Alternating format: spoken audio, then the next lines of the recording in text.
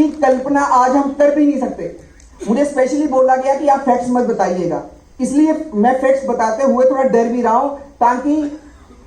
यहां की ऑडियंस को यह ना लगे कि हम ओवर एम्बिशियस बात कर रहे हैं। पर ये सर, ये आने वाले समय के अंदर भारत को ग्लोबल लीडरशिप देगी, और आपकी लीडरशिप, आपकी प्रेरणा से आज गायें सड़क से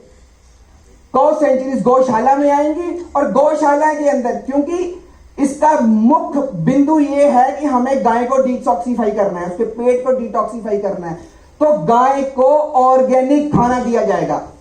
जब आप गाय को ऑर्गेनिक चारा दे रहे हैं तो आप सबसे बड़ा काम क्या कर रहे हैं, आप गाय की क्वालिटी ऑफ हेल्थ को बदल रहे हैं। तो जो फोकस सिर्फ रिहेबिलिटेशन का नहीं है, तो फोकस है क्वालिटी ऑफ कॉ केयर का भी है, कि हम किस प्रकार गाय जो हमारी मां है, जिस पर हमें आस्था है, उसके जीवन के अंदर सकारात्मक बदलाव करें, ताकि उस सकारात्मक बदलाव से इस देश के अंदर बदलाव हो, इस हमारे गांव के अंदर बदलाव हो। भारत, जब हम रूरल इकोनॉमिक फोरम की बात करते हैं तो उसका मेन मकसद यह है कि हमें रूरलाइजेशन की भी बात करनी पड़ेगी, हमें स्मार्ट विलेजेस की भी बात करनी पड़ेगी, हमें रूरल एंटरप्रेन्योरशिप की भी बात करनी पड़ेगी, और हमें गांव के अंदर ऐसे सस्टेनेबल बिजनेस मॉडल्स खड़े करने पड़ेंगे जो स्केलेबल हो। दुनिया आज, अभी आपने वर्ल्ड बैंक के फॉर्मर एमडी को सुना, वो वर्ल्ड बैंक फॉर्मर एमडी आज उन्होंने हमारे साथ पार्टनरशिप की है इस पूरे के पूरे गौशाला मॉडल को फंड करने के लिए। तो ये फंडिंग जो अरबों रुपया, बिलियंस ऑफ डॉलर जो फंडिंग के लिए आज देश के अंदर आ रहे हैं, उसका सबसे बड़ा रीजन गाय खुद है। गाय एक उत्तम, जो इसके अंदर जो प्रोडक्ट बन रहे हैं ये वर्ल्ड क्लास हैं, और सारे प्रोडक्ट्स जो भी बन रहे हैं वो इस देश के लिए एक्सपोर्ट के नए आयाम भी खड़े करेंगी। आज के दिन, क्योंकि समय बहुत कम है, पर मैं आज इस देश के संत समाज का भी बहुत आभारी हूं के साथ जोड़ा है, और आप यहां पर आए हैं, और आपके मार्गदर्शन के अंदर ये देश को एक नया आयाम मिले, देश को एक नई राह मिले, और आपकी लीडरशिप के अंदर गाय को हम जन जन के साथ जोड़ सकें, ऐसी मैं मनोकामना करता हूं। और आखिर के अंदर मैं सर का बहुत बहुत धन्यवाद करता हूं। सर, आपका साथ था, आपका विश्वास था, आपने हमें एक मंत्र दिया था,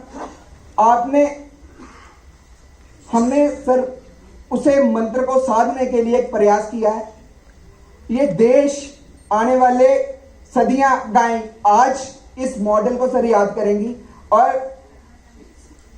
शायद लोगों को ज्यादा इस बारे में मालूम नहीं है। सर की अपनी गौशाला भी है, और थोड़ा सर की पोस्चरिंग उस तरीके की नहीं है, पर जिस लेवल का एम्बिशन हमने देखा रोज, हर हफ्ते, और सर ने अपने स्टाफ को हमारे साथ इंटीग्रेट किया कि इसको डेली बेसिस के ऊपर आप देखिए कि ये काम सही से हो रहा है, सही से चीजें बन पा रही हैं, सही से मार्केट प्लेस क्रिएट हो पा रहा है। और आज because of the political will, political leadership, आज हम ये कह सकते हैं कि गाय बेसहारा नहीं है, और गाय को अब किसी की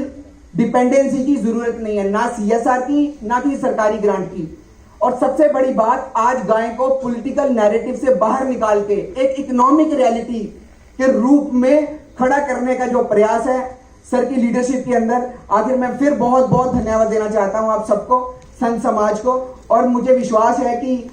इनकी लीडरशिप के अंदर ये काम बहुत तेजी से होगा। हमारा 5 साल का टारगेट है, पर अगर इस देश और समाज साथ में चले तो इसको हम 3 साल के अंदर 100% रिहेबिलिटेशन कर सकते हैं। और अगले साल जब मैं रूरल इकोनॉमिक फोरम के अंदर आऊंगा तो रिपोर्ट कार्ड सर लेके आऊंगा कि 1 साल के अंदर कितने लाख गांवों को हमने रिहेबिलिटेट किया है। ये देश, ये समाज सर आपका, we are inducted to you sir. Thank you.